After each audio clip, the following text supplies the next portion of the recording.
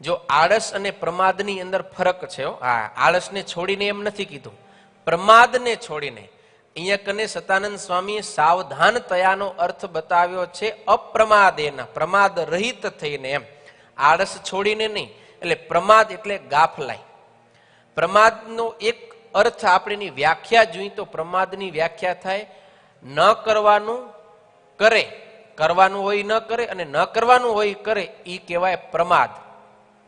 એટલે આ શિક્ષાપત્રીને પાડવાની અંદર આપણે સાવધાન થવાનું છે. મતલબ કે ન કરવાનું છે એ આપણે ન કરી અને જે કરવાનું છે એ આપણે કરી.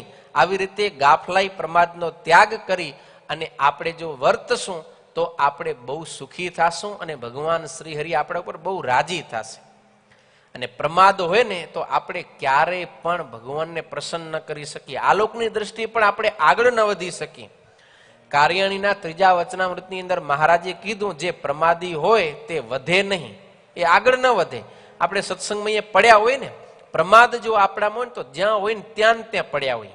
અને ઘણા બધા સત્સંગી આપણે એવા જોઈએ છીએ, વર્ષોથી પેઢી ઉતાર સત્સંગ હોય એનામાં, પણ આપણે વર્ષોથી જોતે જેટલો હોય ને ત્યાં પડ્યો. હજી 5 માળા તો 5 માળા, દનવટ તો 5 દનવટ, પૂજા કરતો હોય તો પૂજા કરતો હોય, મનસ પૂજા ન કરતો હોય, ના કરતો હોય તો પૂજા ન કરતો હોય, વર્ષો સુધી ત્યાં ને ત્યાં પડ્યો હોય, આગળ ન વધે. કેમ? એમાં પ્રમાદ નામનો એક દોષ છે. એટલે પ્રમાદને ત્યાગીને ગાફલાઈપણો છોડી અને આપણે જો આ શિક્ષાપત્રી પ્રમાણે વર્તશું તો બહુ ભગવાન આપણા ઉપર પ્રસન્ન થશે. અને પ્રમાદને તો મૃત્યુ સમાન બતાવ્યું. સતાનંદ સ્વામી કહે શાસ્ત્રની અંદર પ્રમાદને મૃત્યુરૂપ કહેલો છે. મહાભારતની અંદર સનત સુજાતીય ધૃતરાષ્ટ્ર રાજાને કહે છે પ્રમાદમ વૈ મૃત્યુ મહમ બ્રવીમે તથા પ્રમાદ અમૃતમ બ્રવીમી પ્રમાદાદ્વા યશુરા પરાભવન ન પ્રમાદાદ્વૈ બ્રહ્મભૂતા હિ દેવાહ. પ્રમાદને હું મૃત્યુ માનું છું અને અપ્રમાદને હું અમૃત માનું છું.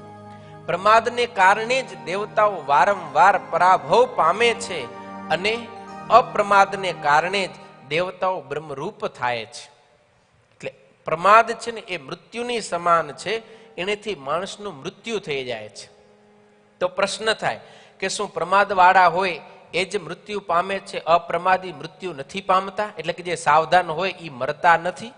તો જવાબ આપ્યો ના. આલોકની દ્રષ્ટિએ જે શરીર પડવારૂપ મૃત્યુ એ તો બધાયનું થાય છે, પણ પ્રમાદી હોય ને એનું જન્મ મરણ સતત ચાલુ રહે છે. કારણ કે ભગવાનની આજ્ઞા નથી પાડતો, ભક્તિ નથી કરતો, એટલે આ વખતે તો મરશે જ, પણ એના પછી પણ ફરીથી જન્મશે, ફરી મરશે, ફરી જન્મશે, ફરી મરશે. એટલે પ્રમાદી છે એના ઉપરથી મૃત્યુ નહીં ટળે.